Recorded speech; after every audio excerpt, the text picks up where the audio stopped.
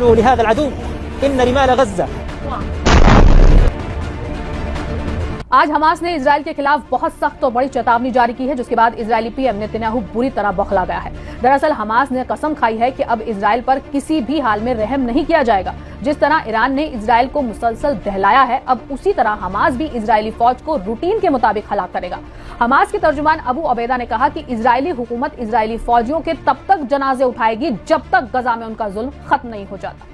Israel को बीते 2 हफ्तों में जो भारी नुकसान ईरान से जंग में हुआ है, ऐसा नुकसान इजराइल ने इससे पहले कभी नहीं उठाया था। वैसे तो ईरानी हिमायत याफ्ता ग्रुप हिजबुल्लाह हूती हमास वक्त वक्त पर इजराइल को दहला ही रहे हैं, मगर अब जब ईरान से सीज फायर हो गया है तो एक्सेस ऑफ रेजिस्टेंस की पूरी कोशिश रहेगी कि इजराइल जिस नुकसान में डूबा हुआ है उससे वो बिल्कुल भी ना उभर पाए। इसी कड़ी में गजा में हमास के लड़ाके इजरायली फौजियों को जरा भी चैन की सांस नहीं लेने दे रहे हैं। ईरान के हमलों के दरमियान भी इजराइल गजा में जिनोसाइड कर रहा है, जिसका मुंह तोड़ जवाब उसे फिलिस्तीनी लड़ाके दे रहे हैं। लेकिन अब हमास और भी ज्यादा खतरनाक तरीके से गजा में इजरायली फौजियों को पानी पिला रहा है। बीते दिनों हमास ने गजा में इजरायली फौज की कई यूनिट्स पर ताबड़तोड़ घातक हमले कर दिए, जिसमें 7 इजरायली फौजी हलाक और 17 से ज्यादा जख्मी हो गए थे। इसी को लेकर अब हमास की तरफ से इजराइल के खिलाफ बड़ी और सख्त चेतावनी जारी हुई है। प्रेस टीवी के मुताबिक हमास ने इजरायली फौज पर हमला जारी रखने की कसम खाई है। हमास की ये वार्निंग इसकी आर्म्ड विंग इज्जतदीन अल कस्साम ब्रिगेड के तर्जुमान अबू अबैदा की तरफ से आई है। उन्होंने कहा, जब तक इजराइल हमारे लोगों के खिलाफ जालिमाना जंग जारी रखेगा, तब तक इंशाअल्लाह दुश्मन इजरायली फौजियों के जनाजे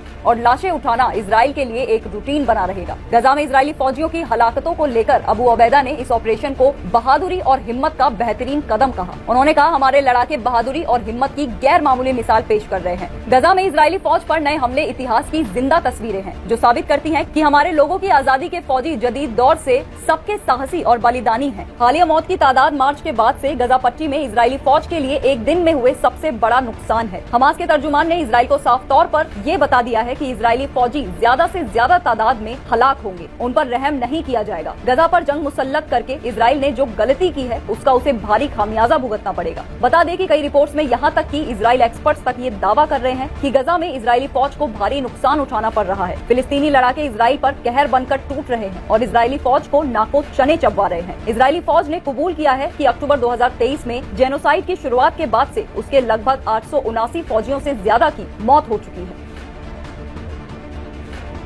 अमेरिकी सदर डोनाल्ड ट्रंप ने इस बात पर जोर दिया है कि ईरान और इजराइल के बीच जंगबंदी बहुत अच्छी है और अच्छी तरह से चल रही है। उन्होंने कहा कि गजा पट्टी में भी समझौता बहुत करीब है। साथ ही उन्होंने इस बात पर भी जोर दिया कि ईरान को जौहरी हथियार रखने की इजाजत नहीं दी जा सकती। ईरानी जौहरी सलाहियत पूरी तरह से तबाह हो गई है। उन्होंने ऐलान किया कि गजा पट्टी में भी एक समझौता अब बहुत करीब है।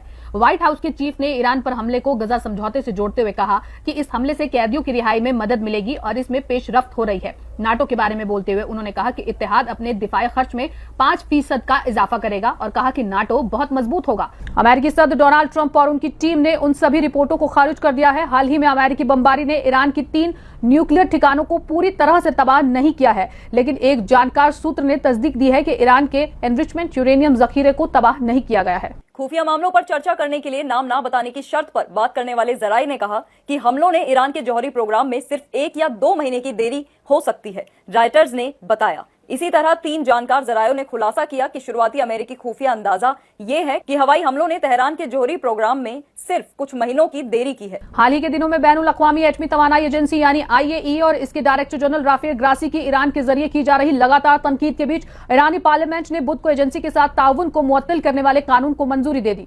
ईरानी समाचार एजेंसी ISNA ने रिपोर्ट की ये कानून अभी मंजूरी के इब्तिदाई मरहले में है, जबकि इस पर आखिरी फैसला सुप्रीम नेशनल सिक्योरिटी काउंसिल के जरिए किया जाएगा। ये मतदान ऐसे वक्त में हुआ जब तेहरान में सीनियर अफसरान ने हाल के हफ्तों में बार बार इशारा दिया था कि ईरान वियना कायम एजेंसी के साथ ताउन को मुअत्तल करने पर गौर कर रहा है। ये तब हुआ जब ईरानी वजीर खारजा अब्बास अरागची और दूसरे हुक्म ने ग्रोसी पर इजरायली हमले में शामिल होने और उकसाने का इल्जाम लगाया। उन्होंने कहा कि एजेंसी के बोर्ड ऑफ गवर्नर्स द्वारा 2 हफ्ते पहले जारी की गई रिपोर्ट एक सियासी दस्तावेज था, जिसने इजराइल को ईरान पर गैर मामूली हमला करने का जवाब फराहम कर दिया।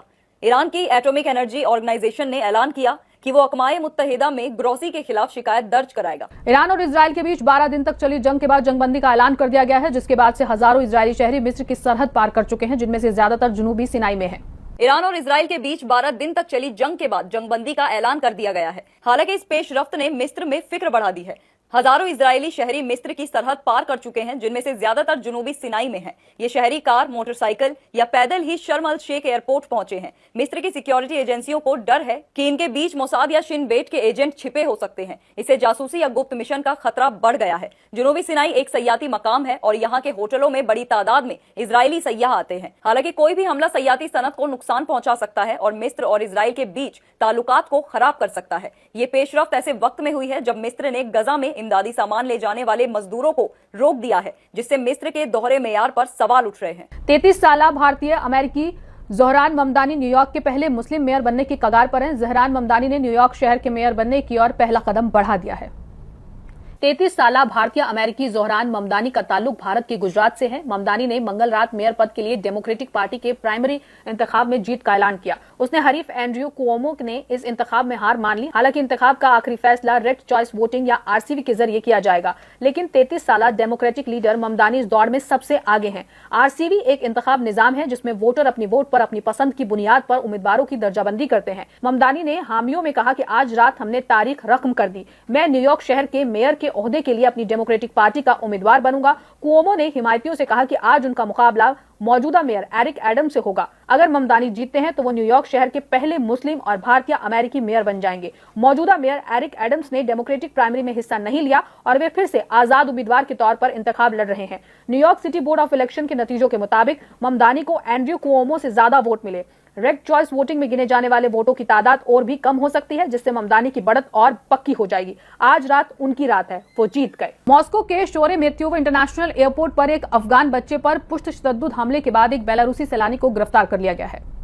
ये बच्चा और उसकी मां ईरान पर हुए हमलों से बचकर रूस पहुंचे थे। ब्रिटिश अखबार डेली मिरर की रिपोर्ट के मुताबिक 18 महीनों का यजदान अब संगीन सर की हड्डी टूटने और रीढ़ की हड्डी में जख्म की वजह से जिंदगी और मौत की जंग लड़ रहा है। 31 साल तामीराती मजदूर वाल्दिमिर विक्टोव को गिरफ्तार कर लिया गया है और उसने बच्चे को कत्ल करने की कोशिश का इतिराफ कर लिया है। सीसीटीवी वीडियो में विटकॉफ को उस बच्चे को उठाते हुए और फिर मॉस्को एयरपोर्ट के आगमन हॉल की जमीन पर जोर से पटकते हुए देखा गया। मॉस्को रीजन की बाल लोकपाल केसेनिया मिशोनोवा ने इस शख्स को नशे में चूर दरिंदा करार दिया और कहा कि उसे बुढ़ापे तक सख्त मजदूरी की सजा दी जानी चाहिए। ईरान की तस्नीम न्यूज एजेंसी के मुताबिक रूस में ईरानी सफीर काजम जलाली ने इस वाक़े की मजम्मत करते हुए इसे बिल्कुल गैर इंसानी बताया। जलाली ने कहा, शुरुआत में कहा गया कि ये बच्चा ईरानी है, लेकिन रूसी खारजा वजारत ने हमें बताया कि केस को अफगानिस्तान के तहत दर्ज किया गया है। ये मासूम बच्चा जो इस वक्त कोमा में है, वाज़ेह तौर पर एक अफगान खानदान से ताल्लुक रखता है। सुप्रीम कोर्ट ने मंगल के रोज पॉपुलर फ्रंट ऑफ इंडिया के रहनुमा एएस इस्माइल की मेडिकल जमानत की दरख्वास्त को नामंजूर कर दिया, जिन पर यूएपीए के तहत मुकदमा दर्ज है। अदालत ने कहा कि उनकी तिब्बी हालत इमरजेंसी नहीं है।